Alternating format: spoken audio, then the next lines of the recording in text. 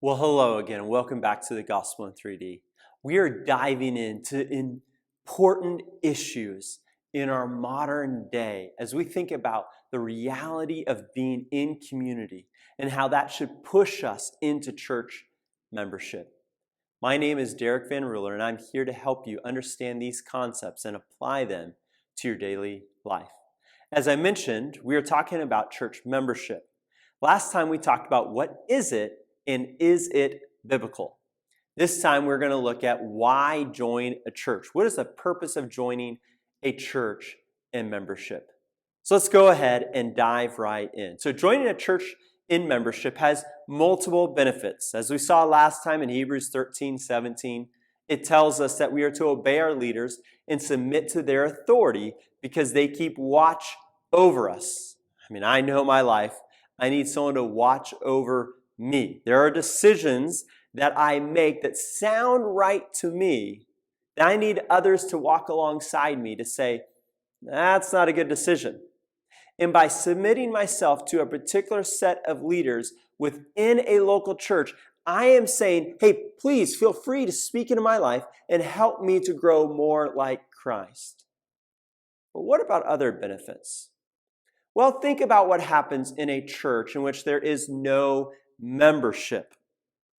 Who gets to make the decisions? Typically, it's either everyone, meaning if you're there, you have a say in the matters of the church.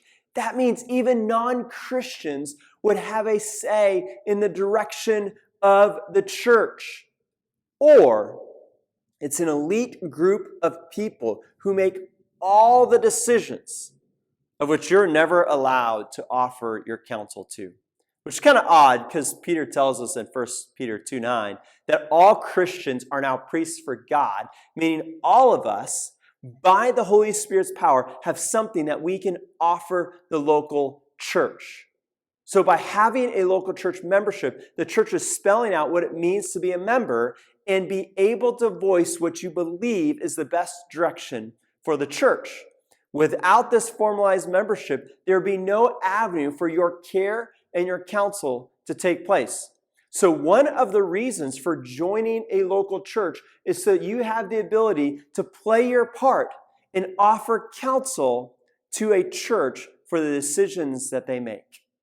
Another reason why we join a local church and submit to the membership is so that others have the ability to speak into my life when I begin to make decisions that go against what God calls me to live by. By joining the membership of a church, we are effectively saying, you have every right, when I'm walking in ways against God's commands, to call me out and encourage me to live for Jesus rather than myself. It's an acknowledgement that I am unable to do the Christian life on my own.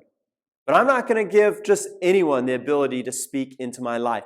Only those I know who believe the same truths about Jesus as I do. They're the ones who I know who are committed to loving me and living for Jesus that I will allow to call me to walk with Jesus in my everyday life. And a final reason to join a local church is so we can help serve and care for the church at large. By committing to a local church, you are saying, I'm willing and I want to serve other brothers and sisters in Jesus Christ. I want to do as Paul says in 1 Corinthians 12, to be a hand or to be a foot, to be a useful part of this particular body of believers.